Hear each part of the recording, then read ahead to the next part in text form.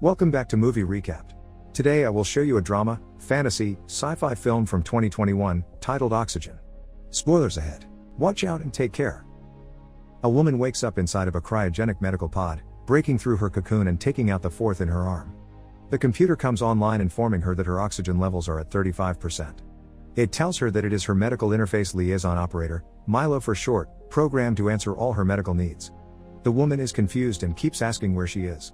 Milo offers her a sedative which she rejects. She asks to be let out, but the computer can't do that. It gives her a progress report on her pod. A heating problem in the processor has caused a depletion of her oxygen reserves, so the medical cryogenics in the pod has been suspended. The woman has another memory of a hospital and thinks that she is in one at the moment. She screams for help, hoping that someone will realize that she is awake. Milo informs her that her oxygen has dropped to 34%. The woman is freaking out, touching the entire pod as she tries to remember why she is in one. First, she thinks she's sick and that she must be monitored from external sides. If there is a problem, she convinces herself, someone will come. The woman asks Milo if someone was informed of her problem. It tells her that a transmission has been sent, but that there is no response yet. She thinks she's safe and that someone will come for her. The woman tries to calm herself down. As she closes her eyes, she remembers herself as a child, then remembers her lover and somebody that could possibly be her mother. The woman suddenly realizes that she doesn't know who she is. Milo tells her patient identity is Omicron 267. She asks to see an image of herself and Milo shows her a holographic reflection. The woman remembers her lover again. Then she remembers herself as a child again. Milo frightens her when he tells her that her oxygen is 33%. It recommends lowering oxygen consumption, prompting an anxious visualization of that by the woman. She also keeps remembering rats in a lab. The woman asks to hear her medical diagnosis. Milo searches for it, but the report is unavailable because the reanimation procedure is incomplete. It will be finished in several minutes. The woman's pleas to get out fall on deaf ears again, so she orders it to unlock the pod. Milo initiates the procedure, but it needs an authorization code to complete it. She freaks out because she doesn't have the code. Suddenly, she gets the idea to call the outside. Milo informs her that external communication isn't available. The woman figures out a way to bypass that problem by telling Milo to use the central data line used for the transmission of her data and send an audio file. She tells Milo to call the police. An automated voice answers, then a real person comes through, but the line is terrible. She tells the officer that she's in a pod and running out of oxygen, so they ask her what hospital she's in. The woman says she doesn't know because she can't remember anything and her pod is locked. She also says that she knocked and yelled for help, but no one came. The officer asks for her name and address, but she repeats she doesn't know it. He thinks she's toying with him, but she begs him to believe her and localize her call. Then he asks her to tell him the last thing she remembers. She thinks she remembers an emergency room. The woman asks Milo to determine her location, but it can't. The officer tells her that it takes time to find the transmitter and asks her to stay calm. Naturally, she can't. He tells her to find all the information she can about the pod. She finds the manufacturer Cryosolide and reads him the serial number. They still can't find her, so the man tells her that he'll find his superior officer. The woman freaks out because she doesn't want to be left alone again, but he still transfers her call. As the transfer is going, she says that she should have accepted the sedative. The connection to the police drops. The woman remains surprisingly calm as she tells Milo to search for her DNA. Milo finds one match and brings up her photos on the screen. Her name is Elizabeth Hansen. Suddenly, she remembers herself and her mother, called her Liz. There is a strange noise outside and she screams for help. She gets a call from Captain Moreau from the DPT of Science and Technology. She asks if they found her, but he insists to know her oxygen level first. It's at 31% and if the consumption is moderate it will run out in 73 minutes. With her current level, it will be gone in 43 minutes. Moreau asks her to share all that she can remember. She doesn't understand what's going on and can't focus. Liz asks for the truth and the captain tells her that they can't locate her. According to the manufacturer, the pod was destroyed 3 years ago. She remembers that Milo didn't give her the diagnosis and asks for it, only to have the computer tell her that she's not sick and her life expectancy is 82 years. When she realizes that she's not sick, Liz freaks out and the computer tells her just how much. Moreau tries to calm her down and tells her to save her breath because they are trying to find her. She tells him that if they meet with the manufacturer they need to get her the codes to open the pod. Moreau doesn't know exactly how much time it will take him to get the information. The call drops and Milo can't reconnect because the number doesn't exist. The computer informs her that the oxygen has dropped and her probability of survival is null. Protocols for that situation prompt the computer to initiate sedation. Liz refuses, but the robotic arm goes after her. She refuses and battles with the arm until it goes away. Liz has another memory and calms down a bit when the alarms start blaring because the oxygen has dropped again, at 23%. Her memories persist. She can see her lover working on a design for the pod. Milo wakes her up with the oxygen levels, now at 22%. Liz had lost consciousness for 17 minutes since the call with Moreau. She tries to think of someone who can help her, so she tells Milo to search all data in her name. It finds academic articles, press articles, and other things. She asks for the press articles. Liz finds out that she is a Nobel Prize winner and a cryogenics doctor. As she remembers some experiments she was part of, she says that she did all of this to herself. Liz sees her social media profile and realizes the man she has been remembering is her husband, Leo. She looks at a photo of the two of them in Maui, then goes into another memory about him. Liz tells Milo to find his number. It finds two. The first one doesn't connect and the second is answered by an older woman. She begs to speak to Leo urgently, but the woman hangs up. Milo calls back at her order and the woman answers, telling her never to call again. Liz keeps calling back but to no avail. The oxygen drops to 21%. She finally manages to open the restraints on her legs and moves around, looking for a way to open the pod. Nothing looks obvious though. Liz has a hallucination connected to her memory of lab rats. She tries to open the pod again and Milo offers her a sedative again. Liz accepts it so she can break off the needle and use it as a tool to scratch open the pod. She gets electrocuted by the pod for trying to get out. Liz loses hope as the oxygen keeps dropping. The pod gets another call from Moreau who tells her that they will have the codes for her shortly. The oxygen drops 3% more and she freaks out thinking that she's losing time. Moreau asks her what else has been happening and she tells him about the hallucinations. He tells her that she's going through a psychotic episode induced by her isolation. So, he suggests she calm herself down by focusing on what she knows is real, like her body. Liz's solution to that is to hurt herself so she can focus on the pain. She remembers Leo again and a medical swab with his name on it. Milo administers an antibiotic so her wound doesn't get infected. She asks Moreau how long she's been missing and he tells her it's been a few days, but no one has reported her missing. Liz tells him about her husband, still misremembering things about her life with him. Suddenly, a distant second voice appears on the line, but Moreau doesn't tell her who it is. Furthermore, he says that she was never married. Liz can't believe it and tells Milo to search for him. It finds nothing, even the pictures of the two of them have changed. She gets upset and tells Moreau that she even spoke to someone on his phone number earlier who knew him. The captain asks her what she had told the woman but then says that she wasn't real. Moreover, he says Leo isn't real either. Moreau tells her things that are supposedly real. She was born in Stockholm and lived with her single mother, who moved them to France when she was 6. Liz says her name was Alice.